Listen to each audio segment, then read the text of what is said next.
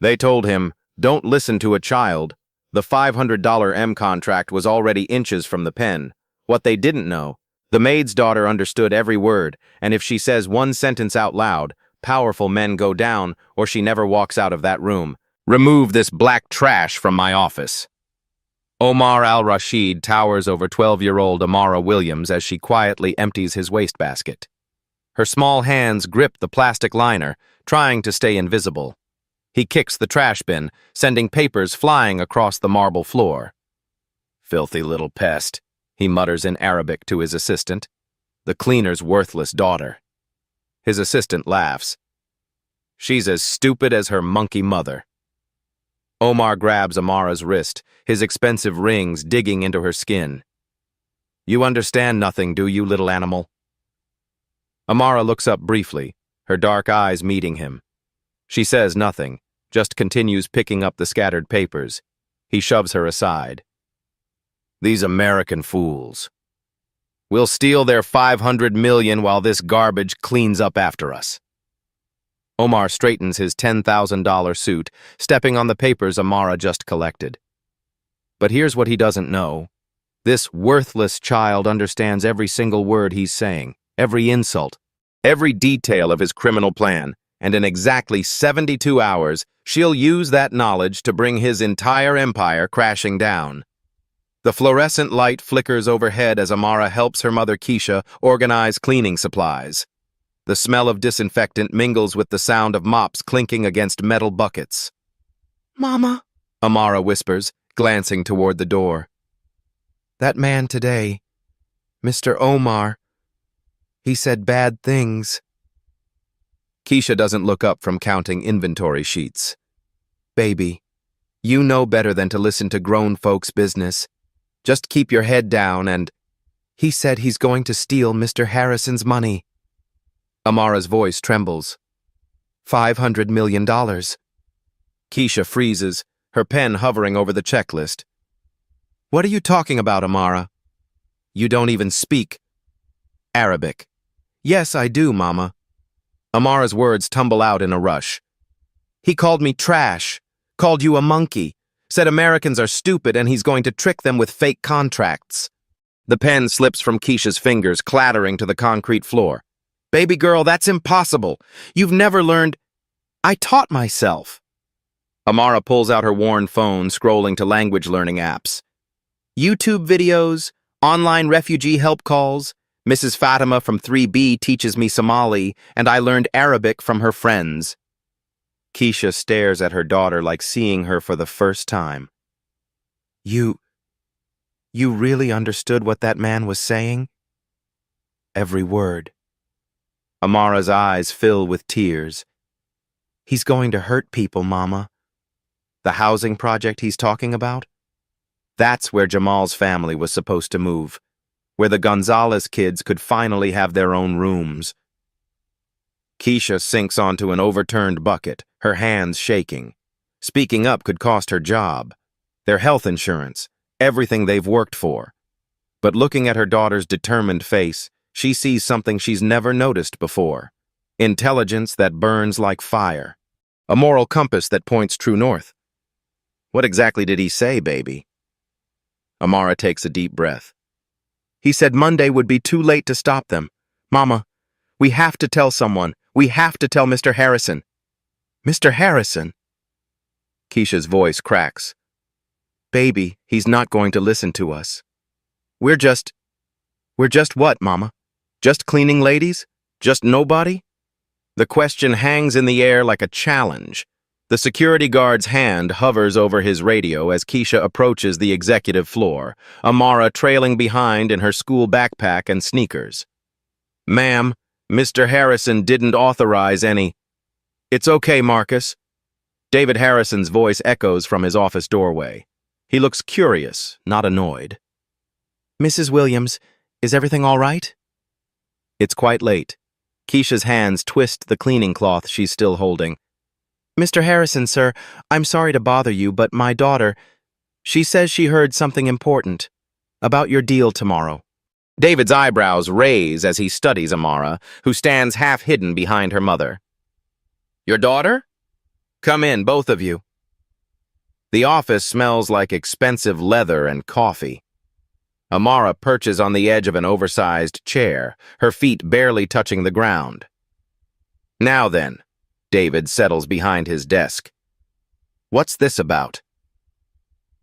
The man with the fancy watch, Amara begins quietly. Mr. Omar. He spoke in Arabic. He said things. Arabic? David leans forward. Honey, I don't think you understand. He said you're a fool.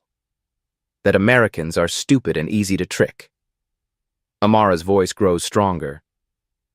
He's planning to steal your money through fake contract words. David exchanges glances with Keisha, then speaks gently.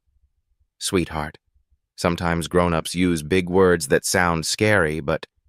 Amara straightens up. Sayakuduna kul shayin min hadihi al-shurka al-ghabiya. The Arabic flows from her lips with perfect pronunciation. David's coffee cup freezes halfway to his mouth. He said, "We'll take everything from this stupid company," Amara translates. Then his assistant laughed and said, Laisa ladehim kibra fi al-lugha al-arabiyya. She switches back to English. They have no experience with Arabic language. David sets down his cup with shaking hands. How do you know Arabic? YouTube mostly, and Mrs. Fatima upstairs teaches me. I help translate for refugee kids at the community center. Amara pulls out her phone. Want me to show you? She opens a news app and plays an Al Jazeera clip. As the rapid Arabic flows from the speaker, Amara translates simultaneously. The reporter is saying the Egyptian parliament voted on new trade agreements. The opposition leader claims the president is hiding corruption in infrastructure deals. David's jaw drops. The translation is flawless, capturing not just words but context and political nuance. Amara, his voice is barely a whisper. What exactly did Mr. Omar say about our deal? He used special Arabic lawyer words mixed with regular talking to confuse any translator you might hire. He said the real contract gives him control after 6 months, not you. And there's hidden words that make you pay penalties if you try to stop him. She slides off the chair and approaches his desk.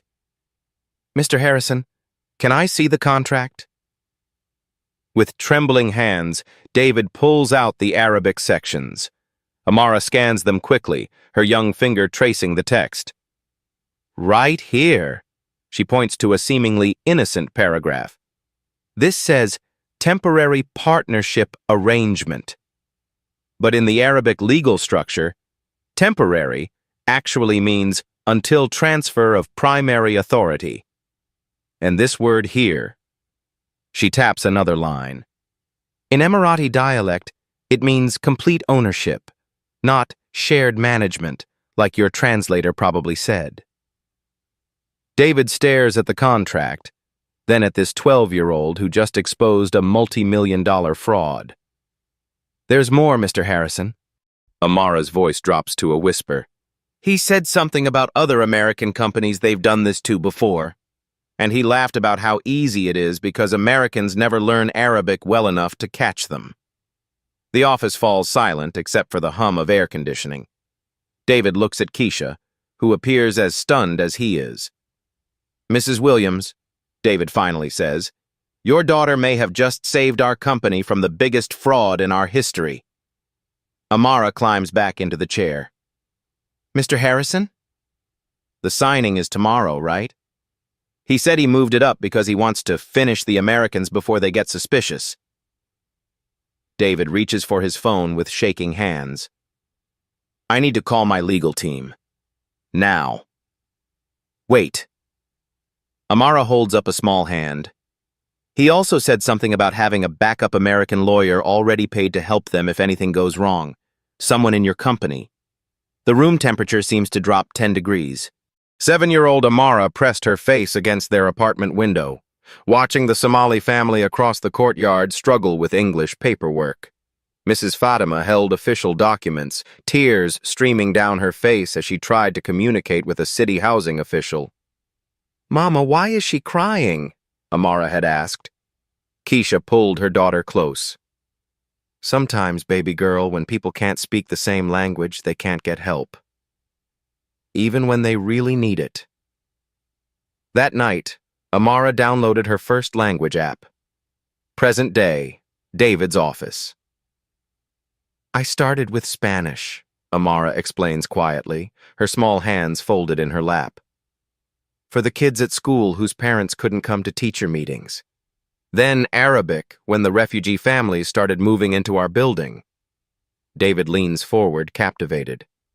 How many languages do you speak, Amara? 8 fluently, working on 3 more. She shrugs like it's nothing special. Mrs. Gonzalez taught me Portuguese. Mr. Kim helps with Korean. I teach myself the others online. Keisha's voice breaks with pride and pain. She stays up until midnight sometimes, listening to foreign news, helping neighbors fill out forms.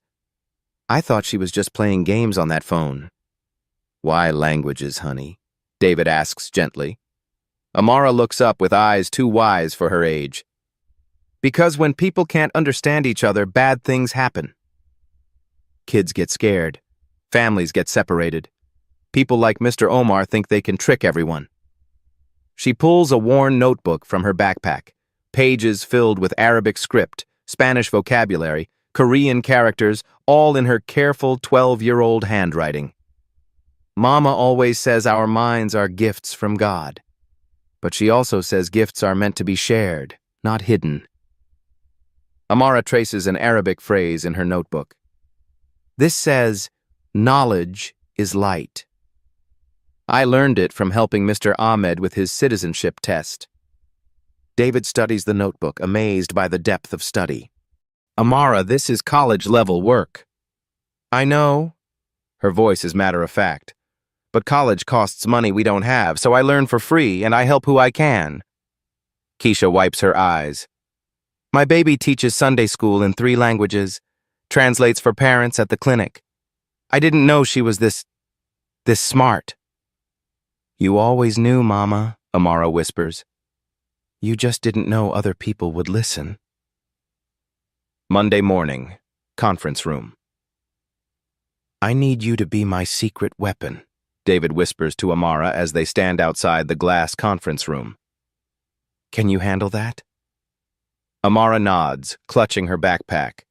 Inside, she can see Omar pacing while speaking rapidly into his phone, in Arabic, of course. Remember, you're just here with your mom while she works. Act like a normal kid. Can you do that? Yes, sir. But her hands tremble as she pulls out coloring books and crayons from her bag. David opens the door. Gentlemen, my apologies. Our cleaning staff needs to finish up here.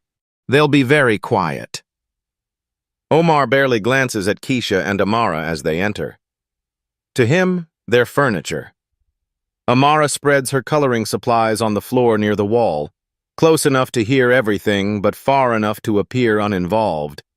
She starts coloring a butterfly, pink and purple wings taking shape as Omar continues his phone conversation. Naam, kul shay yusir hasab al-khitta, Omar says into his phone. Yes, everything is going according to plan. Amara's crayon pauses for just a moment, then continues moving across the paper.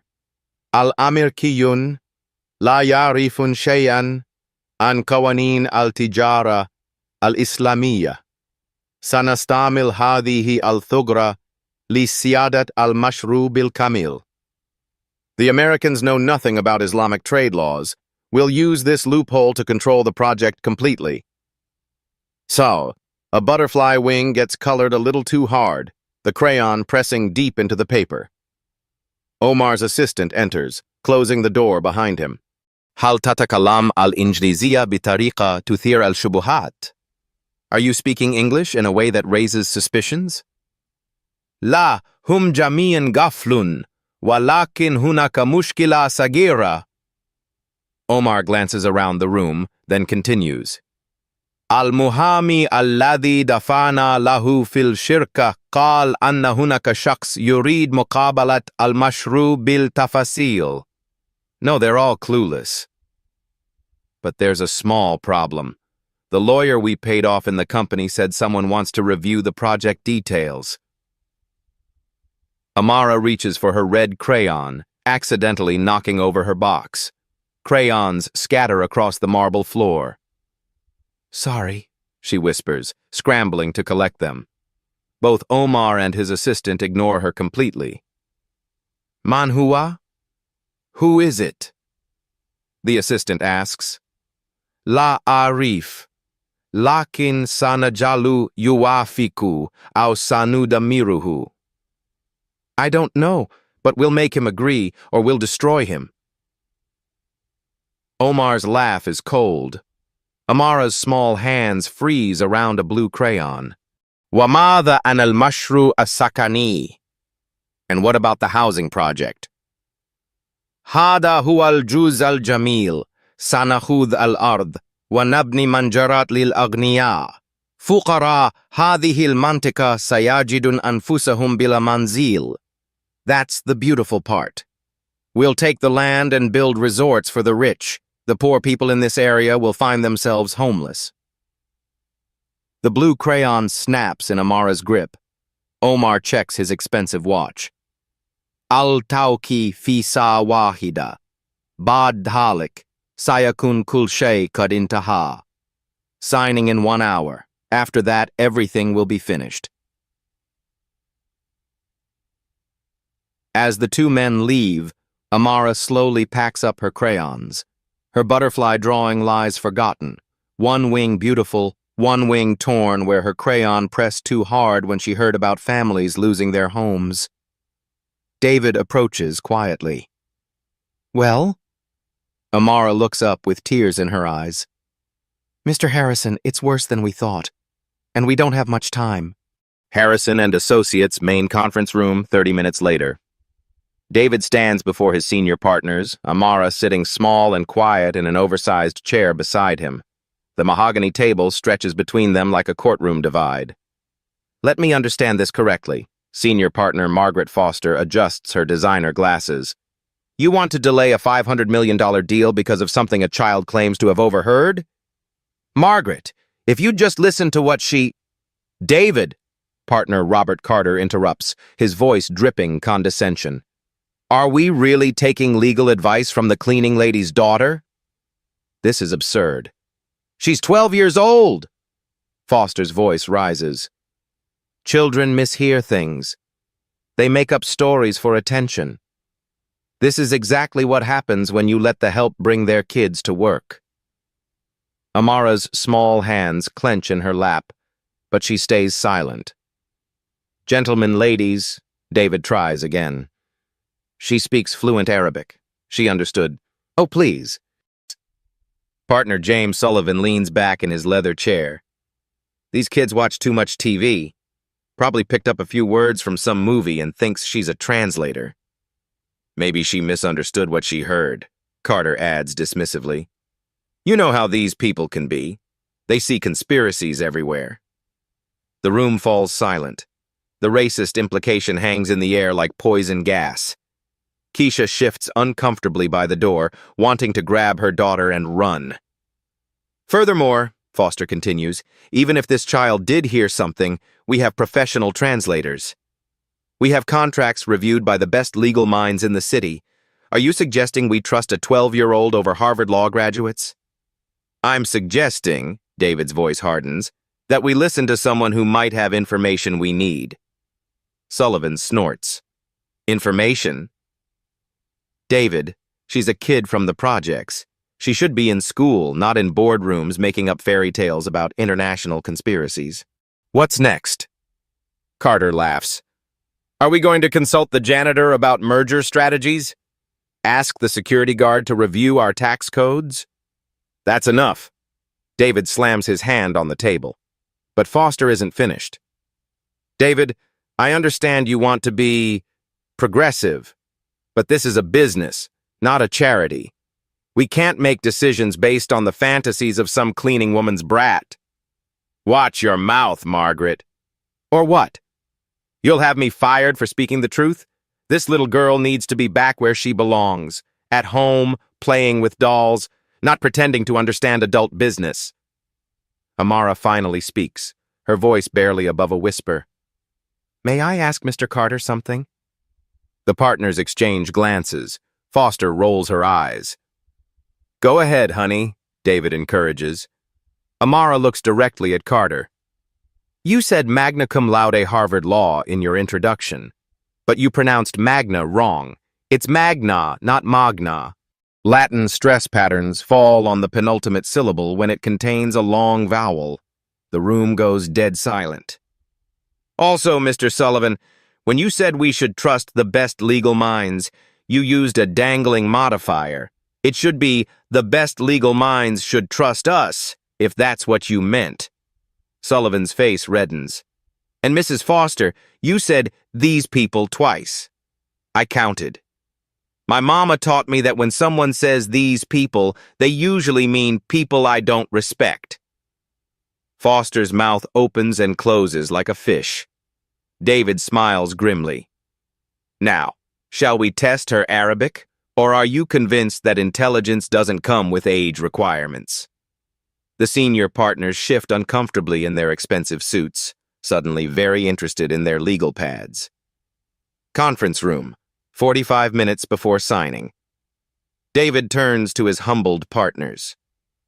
Gentlemen, ladies, meet our new linguistic consultant. Amara, are you ready to help us save this deal? The senior partners sit in stunned silence as David outlines the plan.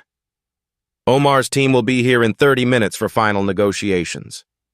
Amara will sit quietly in the corner with her tablet, appearing to play educational games. In reality, she'll monitor all Arabic communications and feed us intelligence.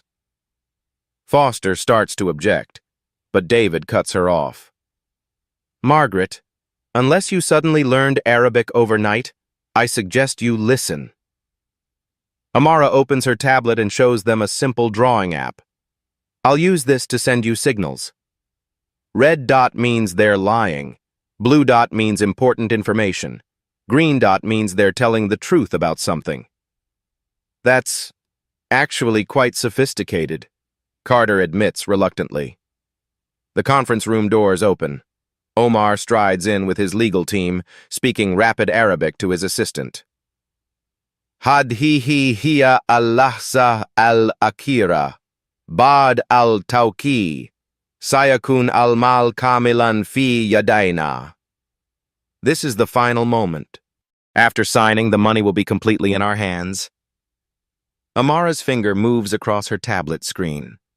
To anyone watching, she's coloring a house, but she taps a red dot that appears on David's phone. Gentlemen, welcome. David greets Omar's team warmly. Ready to finalize this partnership? Of course, Omar smiles. Though I must say, some of these contract terms seem quite favorable to your company. Perhaps too favorable.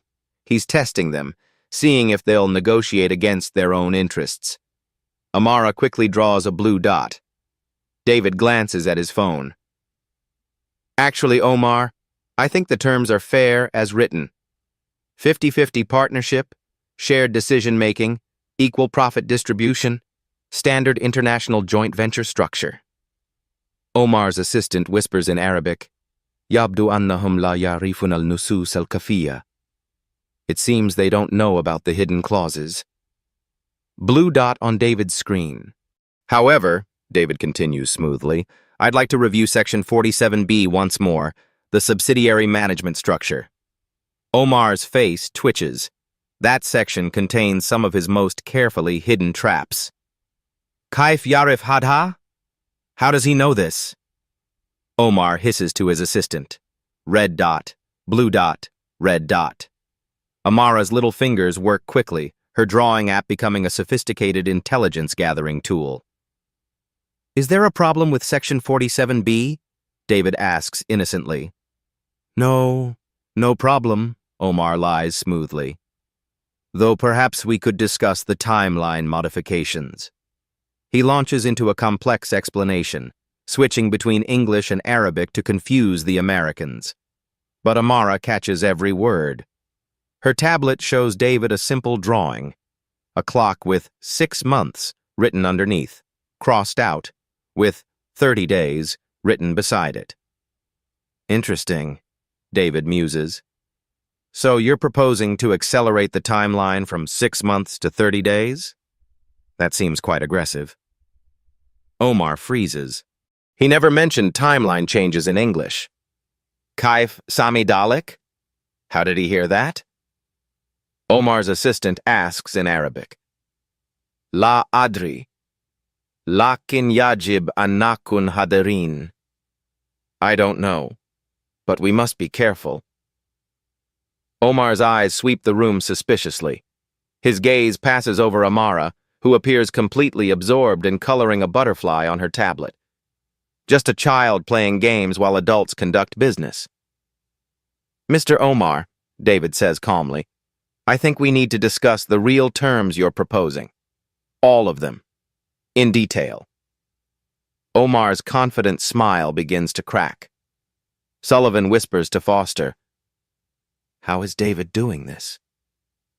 Foster watches Amara's innocent face as the child continues her game, then whispers back, I think we owe someone an apology. David's private office, during the recess. David closes his office door and sits across from Amara in the small seating area, away from the imposing desk. For the first time all day, he's not a powerful lawyer, just a father figure talking to a remarkable child. Can I tell you something, Amara? His voice is gentle, vulnerable. When I was your age, nobody listened to me either. Amara looks up from her tablet, surprised. I grew up in a trailer park in Ohio. My dad fixed cars. My mom cleaned houses, just like your mama. David's eyes grow distant. I was the first person in my family to go to college. You know what my high school guidance counselor told me? What? That kids like me don't become lawyers. That I should aim for something more realistic. David shakes his head.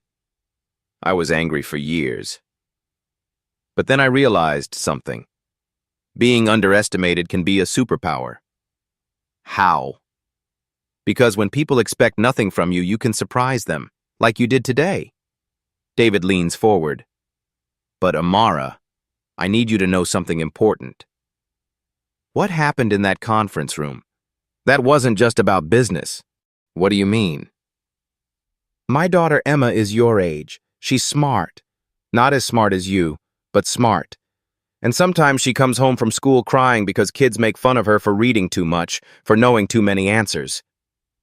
His voice cracks slightly. If someone dismissed Emma the way my partners dismissed you today, I'd be heartbroken. Amara fidgets with her tablet stylus. People think I'm weird because I like languages more than TikTok. You know what's weird? A world where a 12-year-old has to save adults from their own ignorance. David smiles sadly. Amara, what you did today, understanding those Arabic conversations, catching that fraud, that wasn't luck. That was years of hard work, dedication, and natural brilliance. I just wanted to help people. Like the refugee kids at the community center who can't talk to their teachers. And that's exactly why you're special. You didn't learn 8 languages to show off. You learned them to serve others.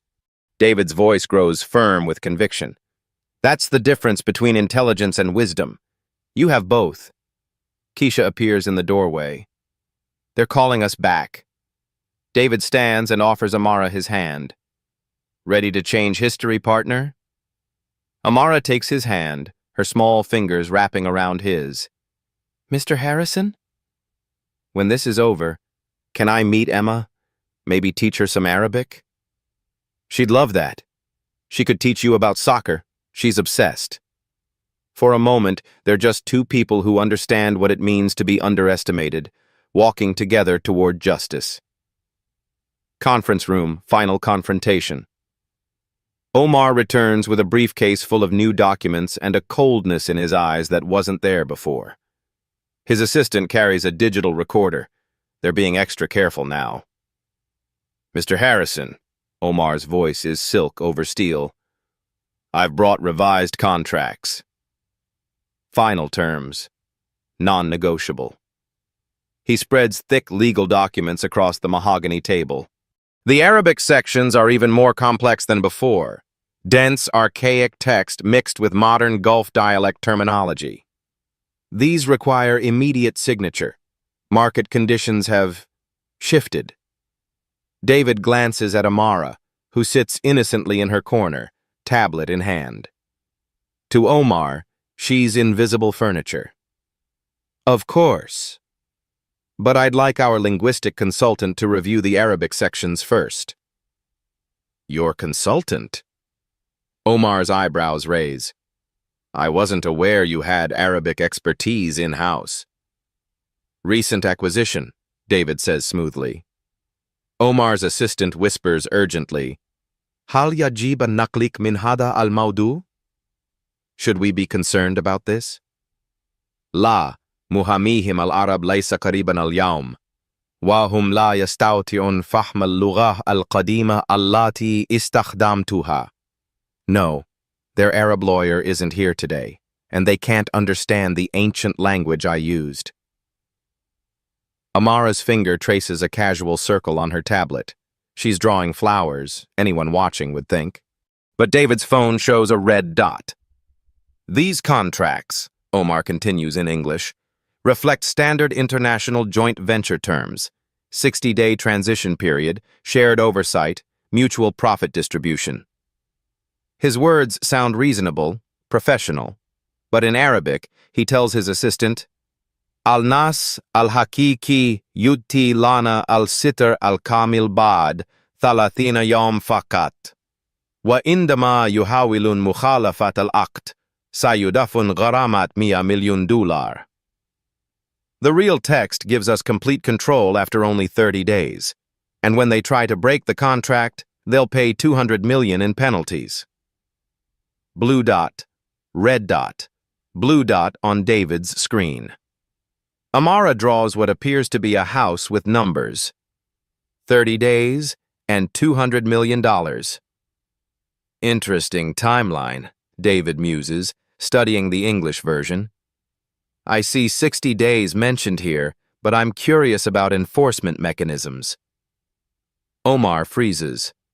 The English version clearly states 60 days. Kaif yarif anal thalathina yawm. How does he know about the 30 days? The assistant hisses. Sakt. Rubama kan takminan. Quiet. Maybe it was a guess. Red dot appears on David's phone. Mr. Omar, could you clarify the penalty structure? The Arabic seems quite comprehensive. Omar's confidence cracks. What penalty structure? The $200 million in liquidated damages mentioned in Section 73C of the Arabic text. The temperature in the room drops 10 degrees. Omar's face goes pale.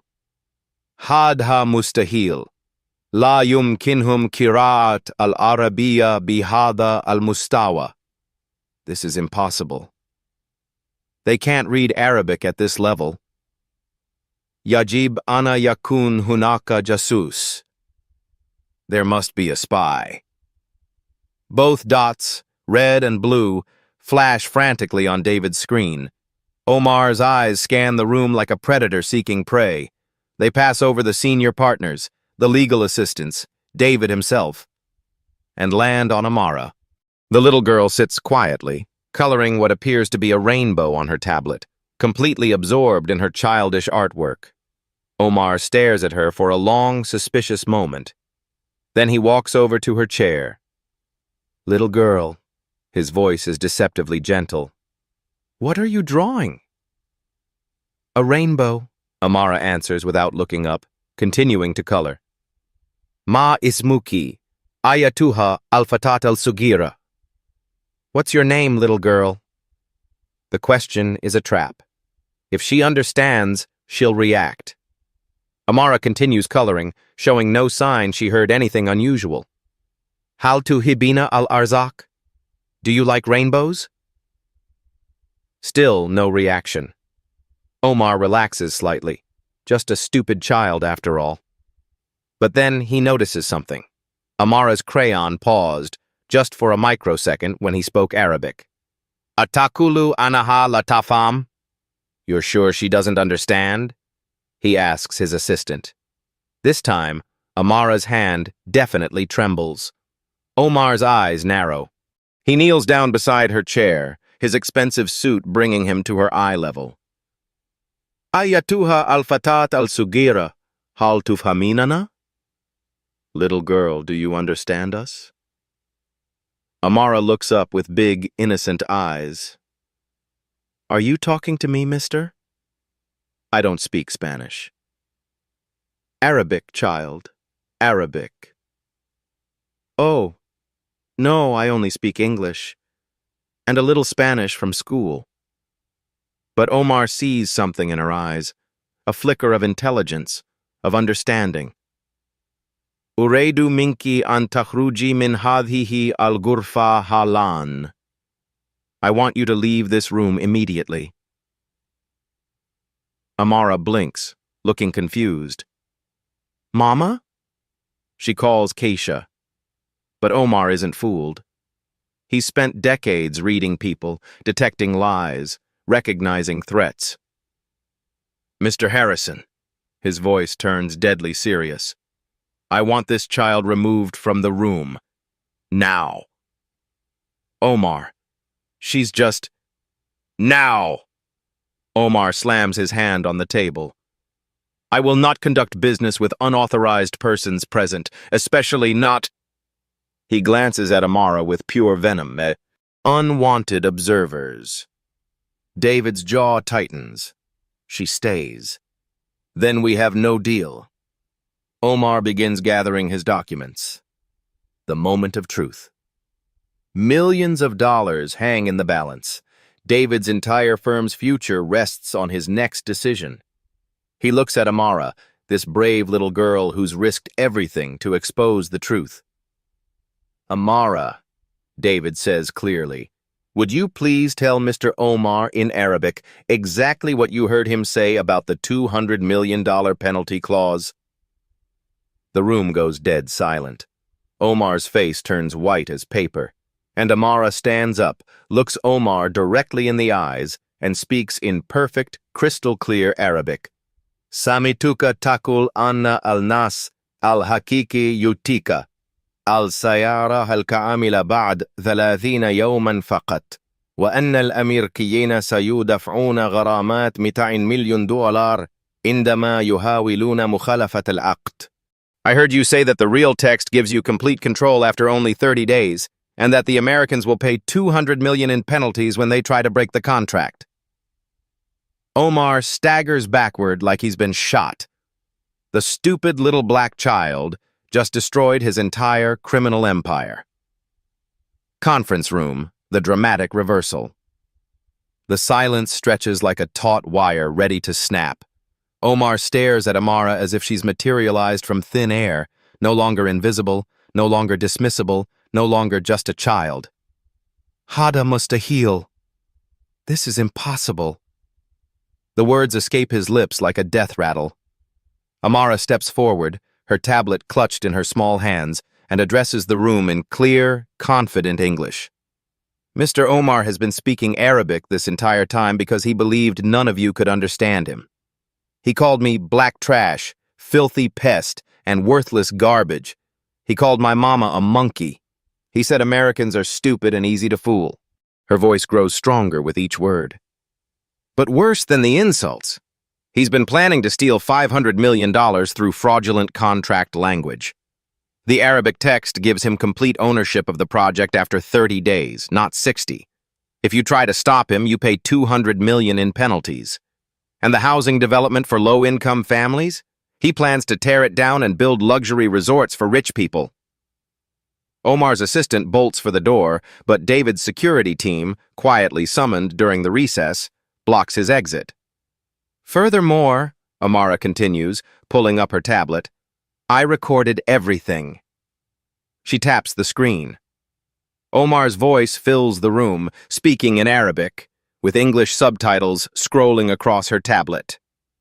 We'll take everything from this stupid company. The Americans know nothing about Islamic trade laws. We'll make him agree or we'll destroy him. The poor people in this area will find themselves homeless. Foster's hand flies to her mouth. Sullivan goes pale. Carter stares at Amara like he's seeing an angel. You recorded me. Omar's voice is barely a whisper. I recorded everything, Mr. Omar. Including you laughing about how you've done this to other American companies before. Including you mentioning the backup lawyer you bribed in this firm. David steps forward. Omar al-Rashid, I'm canceling this deal effective immediately. Furthermore, I'm reporting attempted fraud to the FBI, the Securities Exchange Commission, and international authorities. Wait! Omar raises his hands desperately. Please, let me explain. Explain to a federal judge, David cuts him off. But Amara isn't finished. She walks directly to Omar, this small 12-year-old girl facing down a man who tried to steal $500 million. Mr. Omar, her voice is calm, mature beyond her years. Do you remember what you called me when I was cleaning your wastebasket? Omar's mouth opens and closes soundlessly. You called me dirty black trash and told someone to remove me from your sight. You kicked my supplies across the floor. You grabbed my wrist so hard it left marks. She holds up her small arm, showing the faint bruises from his rings. But you know what's funny? While you were busy thinking I was worthless, I was busy saving $500 million and protecting hundreds of families from losing their homes. The words hit Omar like physical blows. And now, Amara's voice carries the quiet authority of absolute justice. Everyone will know that a 12-year-old girl you called garbage was smart enough to stop your entire criminal operation. Omar collapses into a chair, his empire crumbling around him. David places his hand on Amara's shoulder. Ladies and gentlemen, I present Dr. Amara Williams, the youngest chief linguistic consultant in legal history and the person who just saved our company from the largest fraud attempt we've ever faced. The room erupts in applause, slow at first, then thunderous. Foster stands. Amara, I don't know how to apologize for what I said earlier. You showed more intelligence and courage in one morning than I've shown in my entire career. Sullivan nods vigorously. The board needs to hear about this immediately. We need to create a formal recognition program. Already done, David interrupts. He pulls out an official document. Effective immediately, Amara Williams is appointed Chief Youth Linguistic Consultant with full educational support, her own office, and compensation appropriate to the value she's provided this firm. Keisha steps forward, tears streaming down her face. Mr. Harrison, we can't.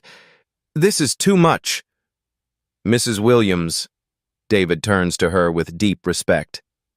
Your daughter didn't just save our company. She exposed international fraud that could have hurt countless families. This isn't charity. It's payment for services that no amount of money could truly cover. Chen approaches Amara hesitantly. Could I shake your hand? I've never met anyone quite like you. As Amara shakes hands with her senior partner, the same people who called her a liar and a fantasist an hour ago, Omar makes one last desperate attempt. Please, he begs David, I have family, children of my own.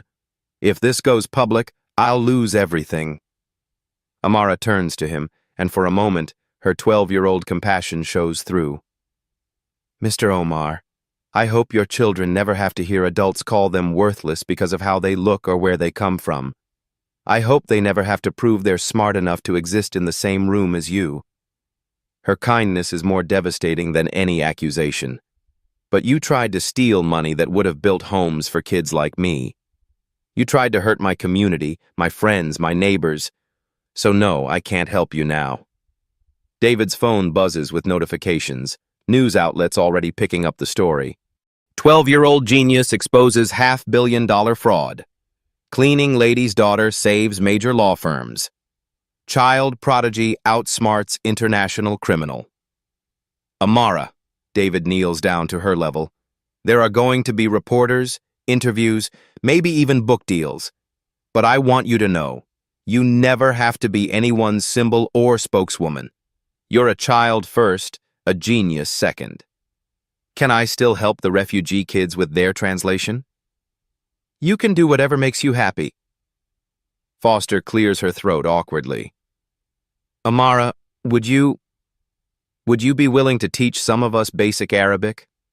I realize we have significant gaps in our international capabilities. Amara looks up at the woman who called her the cleaning woman's brat just hours ago. Of course, Mrs. Foster. Learning new languages is fun. Even grown-ups can do it if they try really hard. The gentle innocence of the response, devoid of malice despite the earlier cruelty, brings tears to Foster's eyes.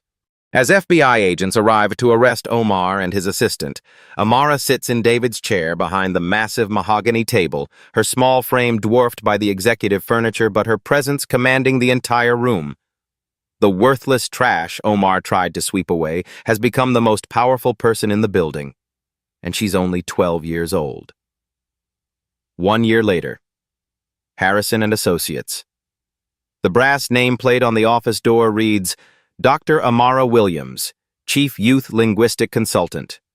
Inside, 13-year-old Amara sits at a child-sized desk next to a regular one, reviewing documents in 5 different languages, while her homework lies open nearby, advanced calculus that would challenge most high school students. Her office walls display certificates of recognition from the FBI, the State Department, and 3 universities offering her early admission. But the spot of honor goes to a framed photo, Amara teaching Arabic to a group of refugee children at the community center, all of them laughing at something she's written on the whiteboard. A soft knock interrupts her concentration. David enters with a young girl who looks remarkably like him. Amara, I'd like you to meet my daughter Emma. Emma, blonde and shy, clutches a soccer ball and stares at Amara with a mixture of awe and nervousness. Dad says you speak like 100 languages, Emma whispers. Only 12 fluently, Amara grins, closing her textbook. But I'm working on Mandarin. Want to hear something cool in Arabic? Really? Uhibbu Kurat al-Qadam Aidan. Amara points to Emma's soccer ball. That means I love soccer too. My friend Layla taught me all the soccer words when she moved here from Syria. Emma's face lights up. Could you teach me to say goal in different languages? For the next hour, the 2 girls sit cross-legged on Amara's office carpet, teaching each other, Emma demonstrating soccer kicks while Amara provides multilingual sports commentary that has them both giggling. David watches from the doorway, remembering how a year ago his colleagues dismissed this brilliant child as worthless trash. Mr. Harrison? Keisha appears beside him, wearing the professional attire of her new position as Director of Community Outreach. The scholarship committee is ready for you. In the main conference room, the same room where Omar once called Amara garbage, David addresses a diverse group of teenagers and their parents. The Amara Williams Foundation has approved full educational scholarships for 15 students this year, he announces. Each recipient was nominated by someone who saw potential that others missed. The recipients include a homeless honor student, a teenage single mother pursuing her GED, a young man whose learning disabilities masked his mathematical genius, and a deaf girl whose American Sign Language skills make her a natural for international relations. But before we celebrate, David continues, I want you to hear from someone special. Amara enters the room, no longer the invisible child with the cleaning supplies. She wears a simple dress and carries herself with quiet confidence that commands immediate respect. A year ago, a very powerful man looked at me and saw nothing but dirty black trash, she begins. He thought I was too young, too poor, too different to matter. He was wrong. She pauses, looking at each scholarship recipient. But here's what I learned. He wasn't wrong because I'm special. He was wrong because every person in this room is special, Every person has gifts that the world needs, even if the world doesn't know it yet. A teenage mother wipes tears from her eyes. The hardest part isn't proving you're smart enough or good enough. The hardest part is believing it yourself when everyone around you says you're not. Amara's voice grows stronger. I'm here to tell you, you are enough. You are worthy. You are brilliant. And someday you'll get the chance to prove it. She turns to address the room at large.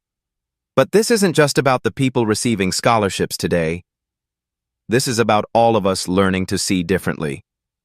Amara walks to the same spot where Omar once stood, where he once dismissed her as nothing. Look around your schools, your workplaces, your communities. Who are you not seeing? Whose voice are you not hearing? Whose potential are you missing because they don't look like what you expect genius to look like? The room is completely silent, hanging on every word from this 13-year-old who changed everything. The next time you see someone cleaning an office, ask yourself, what languages do they speak? The next time you pass a child sitting quietly in a corner, ask yourself, what are they thinking about? The next time someone seems different from you, ask yourself, what can they teach me? Amara pauses at the head of the conference table. Because here's the truth that took me 13 years to learn.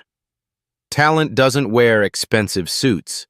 Intelligence doesn't need a college degree. Wisdom doesn't require wrinkles. And worth has nothing to do with the size of your paycheck. She looks directly into the camera that's recording this moment for the Foundation's website. So I'm asking you, yes, you are watching this. What will you do differently tomorrow? Will you notice someone you've been overlooking? Will you listen to someone you've been dismissing? Will you see potential where others see problems? Amara smiles, the same quiet smile she had when Omar first underestimated her. Because somewhere out there is another kid like me, sitting quietly in a corner, understanding more than anyone realizes. And they're waiting for someone like you to see them. She pauses one final time. Don't make them wait too long. The screen fades to text. Share your story of hidden potential in the comments below. Like this video if you believe talent exists everywhere. Subscribe to Black Soul Stories for more stories of people who changed the world by being exactly who they were meant to be. And remember, you never know who might be listening.